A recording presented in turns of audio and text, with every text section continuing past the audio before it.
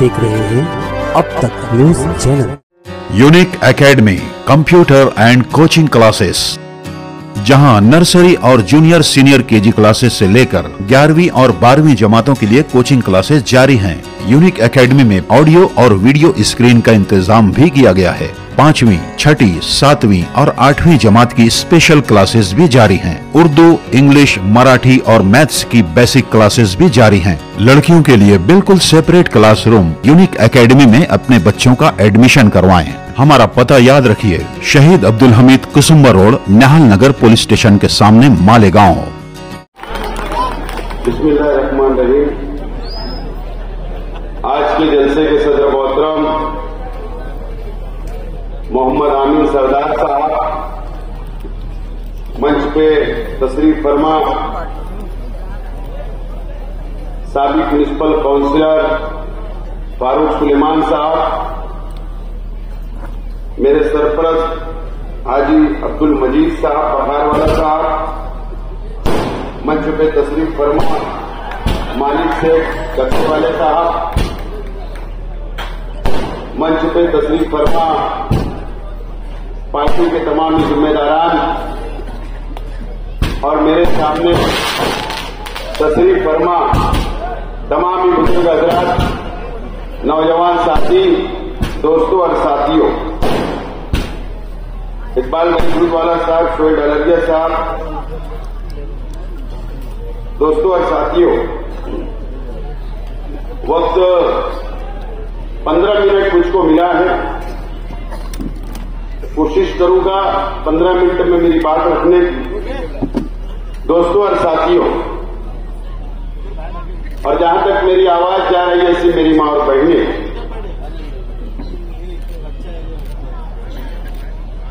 Maharashtra assembly का चुनाव 20 तारीख को होने जा रहा है और मालेगांव शहर की आवाम को अपना नुमाइंदा, अपना एमएलए आइंदा 5 साल के लिए चुनने का दिन अनकरीब आ रहा है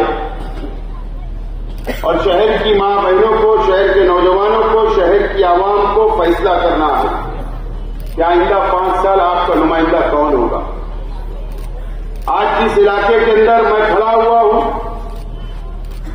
ये इलाका शहर का बहुत मशहूर इलाका है।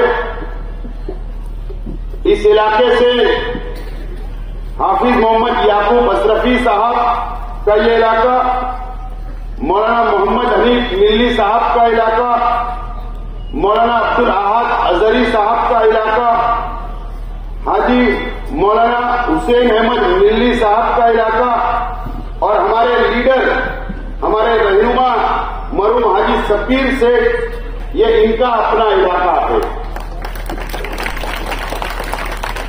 और हमारे मुखालिफिन ने स्टेज लगाया और झूठ का मॉल खोला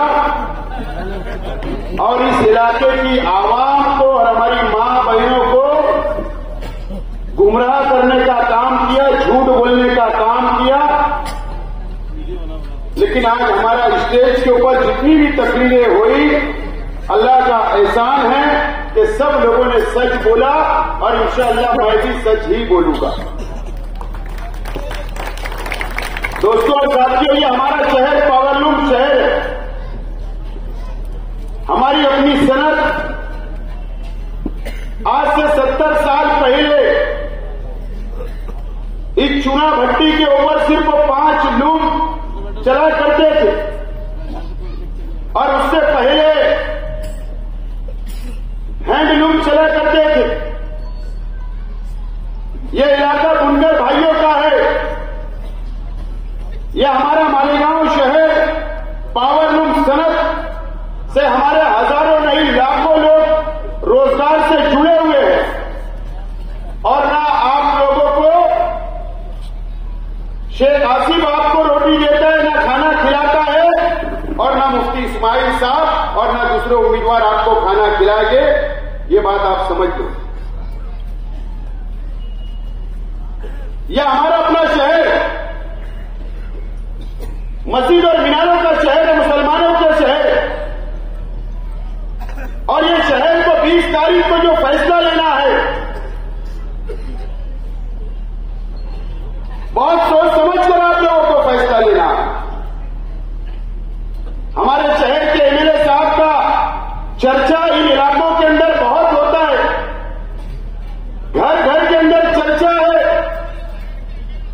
लोग चौराहे के ऊपर सिर्फ बात नहीं करते हैं, लेकिन अकेले के अंदर मेरी मां बहनें भी बात करती है, बात मुझे पता है।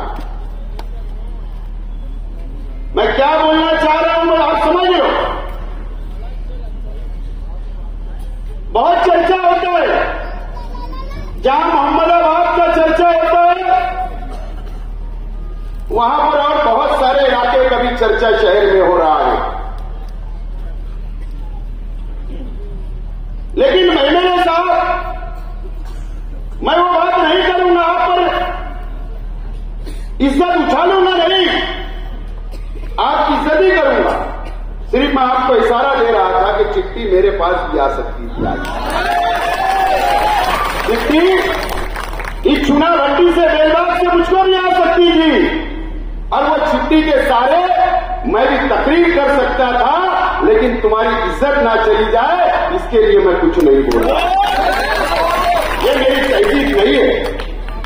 लेकिन आज मैं इस इलाके की आवाम से, मालेगांव शहर की आवाम से, इस शहर के हमारे बुनकर भाइयों से मैं सवाल करना चाहता हूं कि आप आज के मेरे साथ से पूछिए कि 1,17,000 वोट शहर की आवाम ने आपको दिया था, आपने पावर लूम के लिए क्या किया, सनत के लिए क्या किया, क्या बेनिफिट दिलवाया, क्या फायदा आपने दिलवाया? ये मेरे साहब से आप सवाल जरूर करना, और ये मेरे साहब आप जवाब दो। 10 दिन प्रचार के लिए बचा हुआ है, अब जवाब दो आपने क्या किया। ये मेरे साहब आप ये बताइए, ये मस्जिद और मीनारों का शहर है, अगर आप पर कोई थोड़ी सी तनकीद कर देता तो आपके भक्त लोग बोलते आलिम है, कुछ मत बोलो, बदनामी हो जाएगी। अच्छी बात है, बदनामी नहीं होना चाहिए। मुफ्ती इस्माइल साहब, आप ये तो बता दो कि ये जूनी मस्जिद के पास तुम एक खंभा लगाकर एक लाइट आपने लगाया क्या? आप ये तो बता दो कि खानका अशरफिया के पास एक पोल लगा के आपने एक लाइट लगाया क्या? आप तो आलिम हो ना, आपको 1,17,000 वोट मिली थी। आपने शहर के ईदगाहों के लिए क्या काम किया है मेरे फंड से या हुकूमत से? आप ये बता दो। ये शहर के जो मदरसा हमारा चलता है लड़कियों का, जहां पर हमारे बच्चे दीनी तालीम हासिल करते हैं, आप ये बता दो कि आप 5 साल के अंदर आपने मदरसों के लिए क्या किया? हुकूमत की तो स्कीम है, वहां पर डेवलपमेंट करने का, सहूलत देने के लिए हुकूमत के पास पैसा पड़ा हुआ है, आपने उनके लिए क्या किया ये बताइए। आपने हमारे शहर की मां बहनों के लिए कौन सा बड़ा गार्डन बनाया? मुफ्ती इस्माइल साहब आप ये बता दीजिए। आपने हमारी मां बहनों के लिए कौन सा रोजगार खड़ा किया? आप ये बता दीजिए। आपने कौन सा नुमाया काम अंजाम दिया? आप ये बता दो। या आप ये बता दो कि मैंने बुनकर भाइयों के बच्चों को मैंने सर्विस लगाया, सरकारी नौकरी दिलाया, कम से कम ये बता दो। या आपने कोई कॉलेज के अंदर एडमिशन करवाया, ये बता दो। आपने 5 साल कुछ नहीं किया, 5 साल कुछ नहीं किया, आप नाकाम हो गए। मुझे बताइए चूना भट्टी के लोग, इस इलाके के लोग, शहर की आवाम, कि 5 साल पहले 2019 के अंदर जब असेंबली का इलेक्शन था तो आपसे वोट मांगने घर घर आए, और उसके बाद से शहर के कोई गली के अंदर नजर नहीं आए, चूना भट्टी के ऊपर भी नजर नहीं आए होंगे तो होंडा लेकर अकेले आए होंगे, ये मुझे पता है, ये पता है। लेकिन आपके मसाइल हल करने के लिए आए क्या?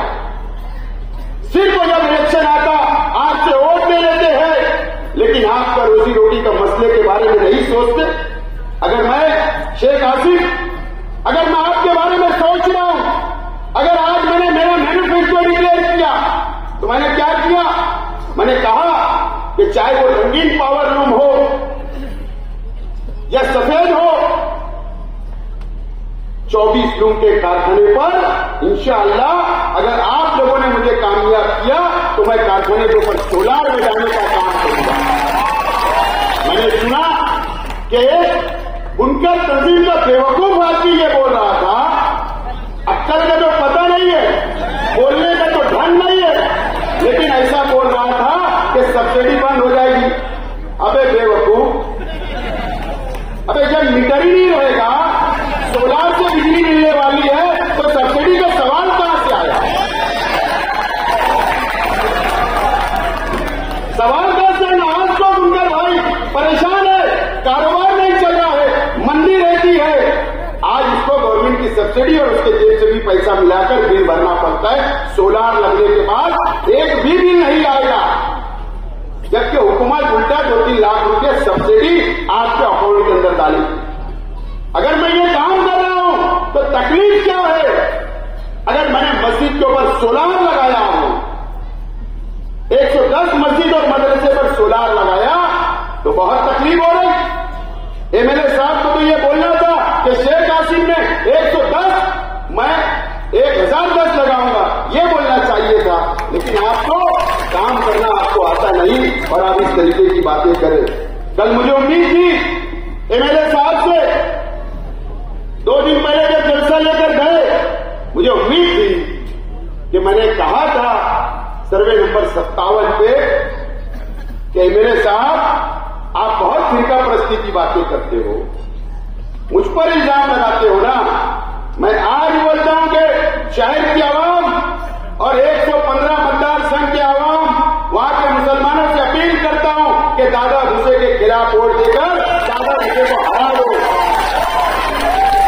चलो मैंने तो बोल दिया, ऐलान कर दिया, आप कब बोलोगे कि दादा भूसे को हरा दो? कब बोलोगे? आप नहीं बोलोगे, मुझे पता है, क्योंकि दादा भूसे के पास से ही वाया फंड आने वाला है इलेक्शन लड़ने के लिए।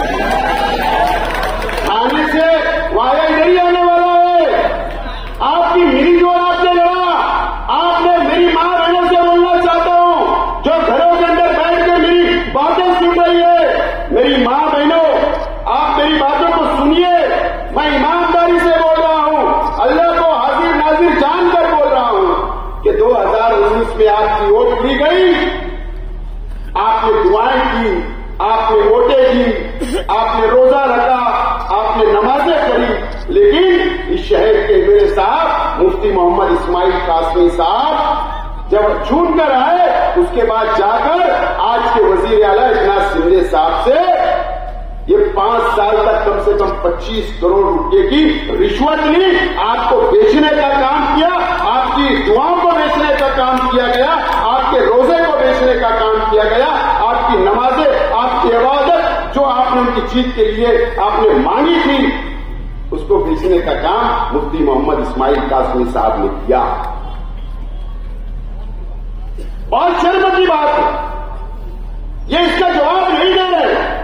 और दादा भूसे साहब का लड़का, मैंने कहा बार बार कि मुसलमानों को गालियां देकर, गलत सलत नारे लगाकर रमजान महीने से गुजर रहा है, आतंक कर रहा है, इनकी दोस्ती कायम, उसको जवाब नहीं दिया जा रहा।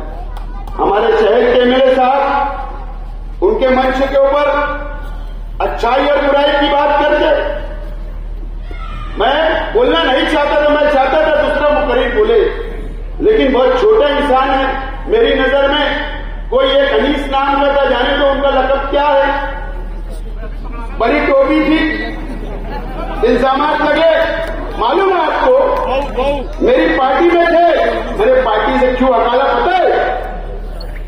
मेरी मां बहनें भी सुन रही है, उस आदमी के खिलाफ में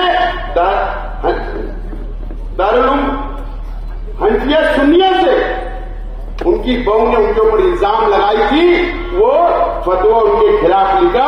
मैं ऐसे लोगों को मेरे मंच पे जगह नहीं है, सुनने लिया। तुम ऐसी बात करते हो, जाकर पूछिए रविवार वाले की आवाम से। फारूक सुलेमान साहब बैठे हैं, जब मैं इनसे मुलाकात करने के लिए जुमा के दिन गया, उसके आधे घंटे के बाद तुम्हारी पार्टी के लोग गुंडागर्दी करते वहां पर आए और कराने की कोशिश कर रहे। फारूक सुलेमान साहब है, उनका माफी आपको पता नहीं है, बहुत बहादुर इंसान है, वो डरने वाले नहीं है। ये फारूक सुलेमान साहब है, आपके मंच के ऊपर क्या क्या क्या केस है? फायरिंग का केस 2, जमीन हथियाने का केस, एक बुनकर भाई के बच्चों को कत्ल करने का केस। ऐसे लोग तुम्हारे मंच से स्टेज करके अच्छाई बुराई की बात करेंगे, अच्छाई और बुराई की। आगरा रोड के ऊपर जो कंपाउंड वाला है ना, आज मैं बोल रहा हूं, सुनिए मेरी मां बहने, ये शहर की दीनी तंजीमें, ये शहर के बासाउर लोग, ये शहर की आवाम, ये बात आप सुनिए। अच्छाई और बुराई की बात करते, वो शख्स का सगा भांजा जिसका नाम सांबे है, सांबे, मालूम है तुमको? एमडी पाउडर का, ड्रग्स का डीलर है, डीलर। मैंने कहा था कि मैं मुझको उस रास्ते पे मत ले जाओ, और 2 से 3 महीना रिहैब सेंटर में था। कौन से? Rehab centre. सुधारने वाले नशे में इतना लथपथ रहता था, बेच कर और पी कर कि एक हॉस्पिटल के अंदर 2 महीना एडमिट था। ये बता तू हमारे से क्या सवाल करेगा? मेरे साहब, आप पहले अपने मंच के ऊपर देखिए, नजर गिरा के, कि आप अपने गिरेबान में झांकिए अपने मंच के ऊपर कि कैसे लोगों को बैठाकर आप अपना प्रचार कर रहे हो। अल्लाह का करम है, मालिक से कत्ते वाले ऐसे नहीं आए। मेरा किरदार पसंद है, मेरा किरदार पसंद है। आमिर के लिए सदारत कर रहे तो उनको पता है शेख आसिफ का किरदार। फारूक सुलेमान नबी हाजी साहब आए तो उनको मेरा किरदार पता है। और अल्लाह का करम है, मालेगांव शहर के उलमा को भी, दीनी तंजीमों को भी, और शहर के मुसलमानों को भी शेख आसिफ का किरदार पता है। अगर मेरे किरदार के ऊपर आज तक तुम बोल नहीं पाए, मेरे पर आप मुझ पर इल्जाम नहीं लगा पाए, बात समझ लो। शेख आसिफ के लोग ऐसे, शेख आसिफ के लोग वैसे, इतना ही बोल पाए तुम। तो मैं आप लोगों से बोलना चाहता हूं कि अच्छाई बुराई का इलेक्शन नहीं है। शेख आसिफ आपको खाना नहीं देगा, मुफ्ती साहब नहीं देंगे। अपने बच्चों का मुस्तकबिल, हमारी सनत का मुस्तकबिल, हमारे मस्जिद और मीनारों का, शहर का मुस्तकबिल दीजिए मुझे मौका। मैं तैयार हूं आपकी खिदमत करने, मैं तैयार हूं। मेरे पास कोई भेदभाव नहीं, मेरे पास कोई बिरादरीवाद नहीं, मेरे पास कोई मसलकवाद नहीं, मेरे पास कोई गरीब और अमीर नहीं, कोई बुनकर और मजदूर नहीं। मैं सबको साथ लेकर चलना चाहता, मेरी मां बहनों को साथ लेकर चलना चाहता। मैं आपसे अपील करता हूं कि 20 तारीख को रिक्शा निशान पर बटन दबाकर मुझको कामयाब करे। 3 नंबर बटन है,